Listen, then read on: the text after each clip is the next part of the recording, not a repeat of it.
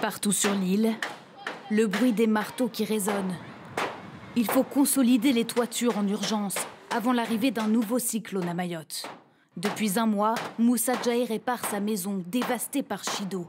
Il a peur de devoir tout reprendre à zéro. Là, je suis en train de redoubler les tôles à l'intérieur, là où il y a les trous, pour que l'eau ne rentre pas.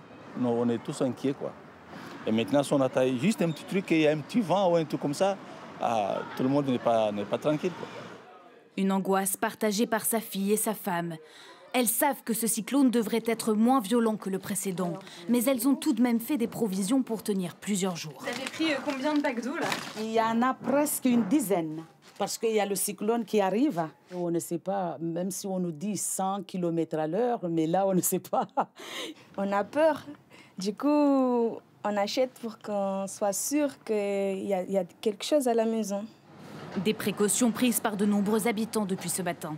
Les bouteilles d'eau ont disparu des rayons en quelques heures. Cette femme a fait le tour de l'île pour en trouver. On habite dans le nord et il n'y a pratiquement rien dans les magasins. Donc on est descendu depuis 8 heures ce matin, essayer de voir si on trouvait au moins de l'eau. Les gens se ruent, c'est compliqué pour accéder, mais bon, voilà.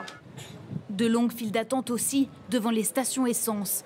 Et certains perdent patience. Cet homme attend depuis 2 heures.